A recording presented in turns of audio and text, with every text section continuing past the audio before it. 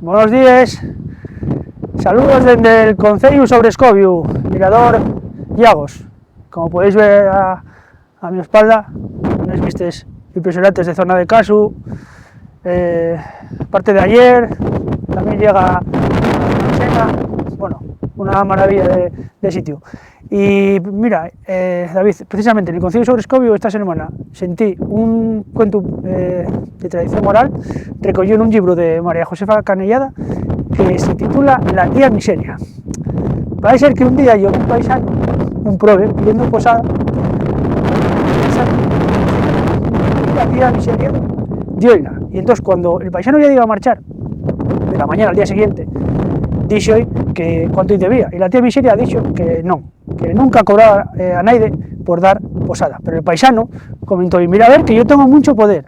Y entonces dice, ¿tienes mucho poder? Pues mira, tengo una peral detrás de casa, y en esa peral todos los rapazos suben y quídenme los perulles más buenos. Entonces lo que quiero es que sin el mío permiso, si sube de alguien, quede para siempre ahí, si yo no doy permiso para que vaya.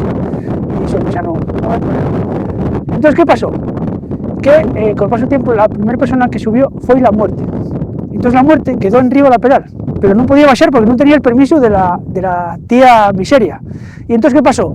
Que la gente no morría, todo el mundo vivía mucho tiempo, entonces empezaron los vecinos, esto no puede ser, está tremado de gente, somos muchos, tienes que desear que la muerte baje de la peral. Y entonces dice la tía miseria, bueno, yo voy a desear que la muerte baje de la peral, si no me lleva a mí con ella y yo vivo para siempre. Y entonces, claro, la muerte, que estaba cansada ya de estar en río de la peral, dice, no te preocupes, yo bajo y tú no vas a morir nunca.